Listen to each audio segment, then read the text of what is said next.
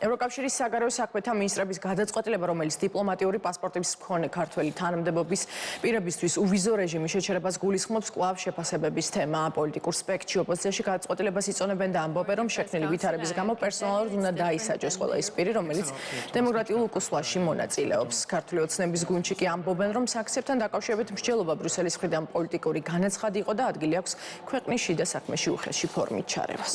Sure, I understand that. მივესალმებით, როდესაც ევროკავშირი მაგალითად სანქციებს უწესებს მაღალი რანგის ხელისუფლებაში გამაგრებულ კოლექტიურ გავრილობებს, რომლებიც ეგრეთ წოდებულ ხელისუფლებას წარმოადგენენ, რომელსაც არავინ არ აღიარებს და მათ დიპლომატიური პასპორტების უკანონოდ ფლობის და გამოყენების საშუალება აქვს და ძალიან კარგია, რომ არ დაუწესეს ეს სავიზო სანქციები რიგით ქართველ მოქალაქეებს. დიპლომატიური პასპორტების შეჩერება არ არის მარტივი ამბავი ქართული ოცნებისთვის და იმ საჯარო მოხელეებისთვის, ვინც დღემდე ქართულ ოცნებას გვერდში უდგას, იმ სამინისტროებს, რომლებიც ქართული ოცნების პროპაგანდისტებად არიან გადაქცეულები, შესაბამისად მათთვის მორალურად რთული მისაღები იქნება და მეორე და რაც მთავარია, მათ დაკარგეს კავშირი ევროკავშირთან, ან ვეღარ ჩავლენ ევროპაში მარტივად. მთავარი დიპლომატი ევროკავშირთან არის ქართველი ხალხი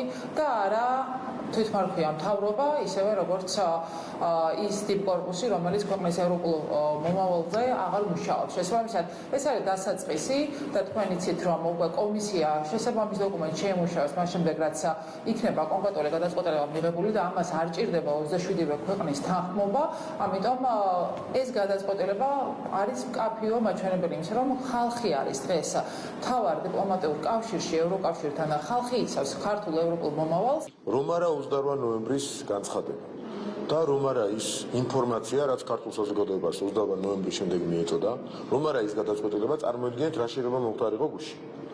და ამას დაამატეთ ზემოდან ძალიან დიდი ძალისხმევის შედეგად დალაგებული გეგმა მათი ოპოზიციის, აგენტურული ოპოზიციის, რომელიც მოქმედებაში მოვიდა შეიძლება სანახევროდ, შეიძლება მეოთხედი და ასე შემდეგ. გუშინდელი დღის ნარატივი უნდა ყოფილიყო ვიზა ლიბერალიზაციის შეჩერება, რაც პრაქტიკულად გამორიცხული იყო, მაგრამ ამაზე ეს იქნებოდა პირველი ნაპერწკალი და უნდა დაანგრეული იყო ყველაფერი მათი გეგმის მიხედვით და მოლაპარაკების გახსნაზე უარის თქმა.